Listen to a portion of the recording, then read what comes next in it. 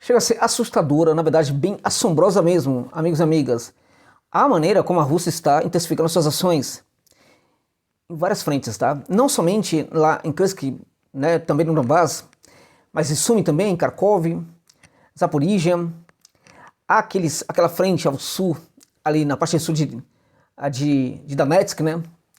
Naquela frente de Kurakhova. É impressionante como a Rússia está pesando a mão contra a Ucrânia nessas frentes todas, né? Sinalizando que de fato não está nem um pouco preocupada aí com Trump. Tem a sua guerra, precisa resolver a sua guerra, sem esperar que atores entrem em cena para, enfim, interpretar outros papéis, né? Até porque a Rússia não tem muita ilusão sobre os papéis que podem ser interpretados por esses atores quanto aos seus interesses, né? Interesses seus russos, né? Então a intensificação de ações chega a ser assombrosa, tá? Com bombas FAB sendo distribuída ali naquele norte ali da Ucrânia de uma maneira impressionante, destruindo muitos alvos ucranianos. Houve muito militar, né, que foi dessa para uma outra vida no dia de hoje lá na Ucrânia, mas muita gente mesmo, um número impressionante de militares a Ucrânia perdeu de forma definitiva. No dia de hoje, deixa eu contar para você, apenas ali, Kharkov, Sumi e em Donetsk, sem contar, por exemplo, as perdas em Kursk, tá? Um número impressionante de soldados, mas assim, gente, muita coisa mesmo, tá?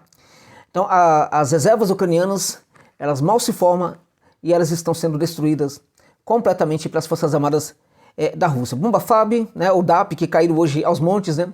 A Iskander fazendo uma limpeza ali em vários objetivos militares ucranianos, né? E um detalhe importante de um ataque assim muito curioso e impressionante, né, que sinaliza que a Rússia pode começar a fazer ataques a partir de agora a outros objetivos importantes lá na Ucrânia, mas não objetivos necessariamente militares, mas objetivos que sejam importantes para o funcionamento da própria economia ucraniana e da sociedade ucraniana. Houve um ataque à Casa da Moeda da Ucrânia, gente, foi devastador, tá? Foi devastador esse ataque, assim, sobrou absolutamente nada, não ficou nada, absolutamente nada ficou. Aí as notas, não ficou nada. E as máquinas que fazem dinheiro, tudo virou cinza, tudo virou pó, tá? E também virou pó um grande número de soldados ucranianos em vários locais da Ucrânia, porque o pó virá, o pó voltará. Pois é, muitos ao pó voltaram, né? Antes dessa conversa, só agradecer a todos vocês pela gentileza, pela generosidade enorme, gigantesca de vocês aqui para com este trabalho, para com este canal Ponderações com José Novales. Muito obrigado pela generosidade do seu apoio, pela gentileza, né, de vocês aqui com o meu trabalho, pela paciência também com o meu trabalho, tá? Muito obrigado. E meu abraço eterno aos meus irmãos e irmãs que estão na América Latina, América do Sul, Brasil, Estado de São Paulo, cidade de São Paulo, onde eu moro, né? Onde eu vivo. Também os meus irmãos e irmãs lá na Europa, de novo, abraço terno, os irmãos da Espanha, irmãs da Espanha que estão sofrendo com as enchentes em especial, mas todos os outros também, aos irmãos e irmãs queridos e queridas de Portugal também, né? Especialmente, mas em vários lugares da Europa, claramente, né? Claramente. Há um amigo que mora na Holanda, esteve aí outro dia, mandou para mim outro dia uma mensagem lá no Gmail. Olha, gente, eu demoro para responder, tá? Mas eu, na medida do possível, demoro. Então, se vocês tiverem algumas questões, pode colocar por e-mail. É o mesmo e-mail que eu coloco aí no comentário fixado, né? Pedindo alguma contribuição de vocês, né? Pro Pix, né?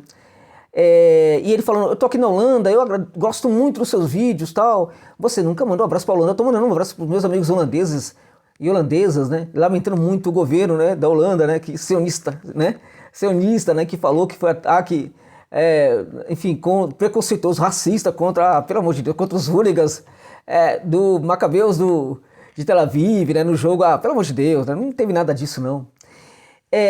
Mas abraço até aos irmãos e irmãs da Holanda, da Oceania, da Ásia no geral, e também aos irmãos e irmãs da Mãe África, a mãe de todos nós, né? É isso, tá bom?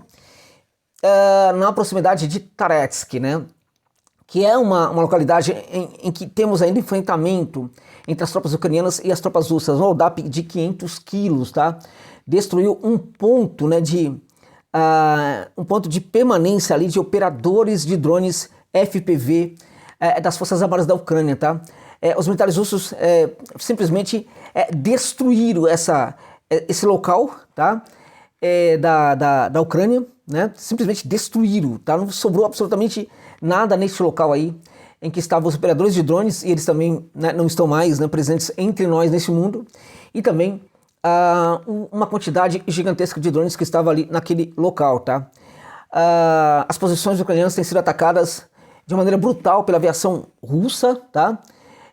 Pelas aeronaves russas, que têm realmente prestado uma contribuição impressionante para o destino dessa guerra, tá? Houve a destruição também de de outras áreas ali naquele entorno ali desse grande acontecimento que foi ali na vila de Druzhba, né? Na proximidade de Taretsk, tá? No entorno houve alguns ataques, mas esse ataque que aconteceu na vila de Druzhba foi realmente impressionante, tá? Na República Popular de Donetsk, tá?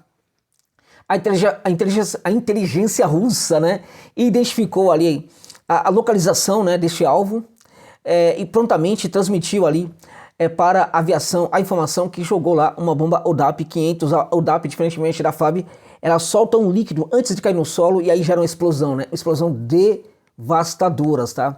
As instalações, né, do hangar agrícola, tá, que albergava ali, né, enfim, os operadores de drones das Forças Armadas Ucranianas, né, enfim, essas instalações deste hangar viraram cinzas, tá? Não existe mais, tá?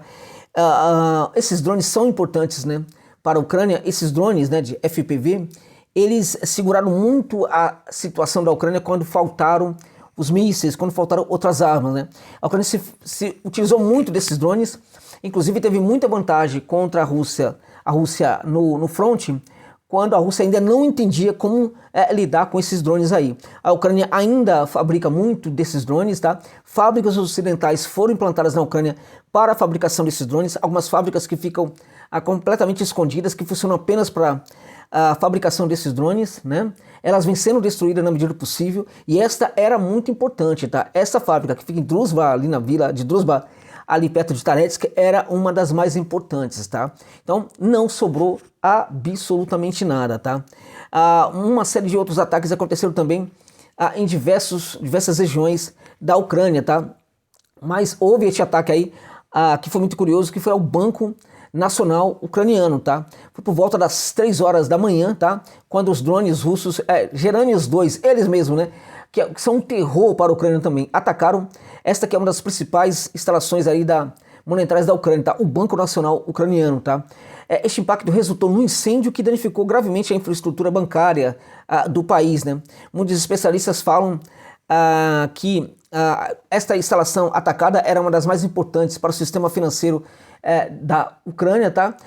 E assim, os danos vão afetar negativamente todas as atividades operacionais da maioria das instituições financeiras do país, né? Impressionante esse ataque ainda. E as notas que estavam lá também viraram pó, tá? Neste mesmo horário, gente, por volta das 3h30 mais ou menos, para 3h40, tá? A aviação russa atingiu também um estacionamento de equipamentos militares ucranianos e um depósito de munições na vila de Ladinka, que fica na região de Chernihiv, né? Uma grande quantidade de munições e também de equipamentos militares ucranianos foram destruídos como resultado deste ataque. Pouco mais de 2 horas depois, tá? Os Iskanders atacaram um ponto de permanência. Esse ataque foi realmente muito importante também, um ponto de permanência das Forças Armadas Ucranianas em Kharkov, tá? O efeito disso foi que a Ucrânia perdeu ali, teve pesadas baixas, tá? De trabalhadores, de mão de obra, soldados, evidentemente. Pelo menos 30 militares ucranianos, vou repetir, pelo menos 30 militares ucranianos neste ataque a Kharkov foram mortos, tá, gente? Pelo menos 30. Várias dezenas de soldados ucranianos ficaram feridos. Portanto, quando eu falo pelo menos 30, pela gravidade desse ataque aí, né, é muito provável, Iskander, né, quando ele chega nesses locais, ele também faz um estrago muito grande, é muito provável que muitos outros tenham falecido depois também, tá? Porque a gravidade dos ferimentos de muitos desses soldados era algo que chamava muito a atenção, tá? Então, foi realmente outro ataque importante. Somente nesse ataque, pelo menos 30 soldados ucranianos perderam as suas vidas, né? O Iskander também fez outros estragos, outros ataques aconteceram, um outro muito importante ocorreu ali em Sumi, tá? Isso aconteceu no dia de hoje, né? Então, havia uma concentração do batalhão de UAV, né, de drones, né, da 41ª Brigada Mecanizada das Forças Armadas da Ucrânia, tá? Na aldeia de Yunakovka, que fica ali perto da própria na região de Sumy, mais perto, inclusive, da própria capital, tá? As posições da unidade ali já haviam sido identificadas pela inteligência russa há alguns dias, tá? E o efeito desse ataque aí foi que muitos militares ucranianos também perderam ali as suas vidas, tá? Além disso, houve uma quantidade também significativa de soldados. Segundo os militares russos, como resultado do ataque do Iskander, né, 4 lançadores, né, tipo contentor, 23 veículos todo o terreno, 7 veículos blindados de combate e mais 100 militares das Forças Armadas Ucranianas foram eliminados, tá? A partir desse ataque aí. Assim que os militares ucranianos, tá? Começaram a tentar fazer o socorro, né, tentar limpar ali, fazer o socorro imediato ali, aqueles que estavam vivos, tá? Então aí chegou, né, o Smash MLRS, né, que disparou projéteis como ogiva cluster contra os inimigos dos russos, inimigos ucranianos, tá? Mais 5 veículos off-road, 2 veículos blindados de combate também foram destruídos aí nesses ataques. Este ataque é mais uma indicação de como a Rússia está pesando a mão, né? Pesando completamente a mão, tá? E é impressionante como a Rússia hoje tem essa capacidade de utilizar-se dos seus drones. Eles ficam muito tempo ali fiscalizando, buscando os objetivos militares, sem que a Ucrânia consiga fazer alguma coisa, tá? É impressionante, tá? Também houve também o comando ucraniano também tem tentado fazer transferência das forças de defesa aérea para a infantaria, né, incluindo o pessoal das tripulações do sistema de defesa aéreo americano Patriot. Houve um ataque também da Rússia contra, tá, uma fábrica, na verdade um galpão, né, gigantesco que abrigava equipamentos desse sistema de defesa antiaéreo Patriot, tá? Também não sobrou absolutamente nada, meus amigos, tá? É impressionante. Ao mesmo tempo, a Rússia tem intensificado as ações em Kurakhova, tá? Lá em Kurakhova, é importante notar aqui para vocês que os militares ucranianos, sim, explodiram ali uma barragem uma barragem, gente. Foi um crime terrível, né? Eu cheguei a falar para você disso ontem, só que hoje apareceram as imagens na rede sobre a destruição dessa barragem, e aí houve uma inundação, há inúmeras pequenas vilas, animais mortos, né, pessoas, enfim, um crime bárbaro da Ucrânia, né? O que não impediu, como eu disse ontem, e eu volto a dizer hoje, que a Rússia continue a ter muita força ali naquela batalha por Kurakhova, tá? Uma cidade está caindo atrás da outra todos os dias naquele entorno, tá? E é muito provável que a Rússia, sim, até em virtude dessas ações maléficas da Ucrânia, possa sim dar uma pisadinha, uma passeadinha ali por Dnipropetrovsk. Este é o grande medo hoje da Ucrânia e pode ter certeza que isso deverá sim acontecer, tá? Além disso, gente, tem aí uma notícia, né, importante, que foi sabe a Callas, né, a Callas é uma personagem bastante controversa, muito controversa, porque ela fala um monte de besteira, né, o tempo inteiro, tá? E de novo, ela falou bobagem, tá? Ela falou, a Callas é a representante da Estônia, né? E ela disse, por exemplo, que a Estônia forçará, né, a China a pagar um preço muito alto, tá? Vamos forçar a China a pagar um preço muito alto, tá? Por sua ajuda por seu apoio à Rússia, tá? Então veja, segundo ela, né, as políticas da China mudaram nos últimos anos. Agora a China é um concorrente, um adversário sistêmico lá da Europa, tá?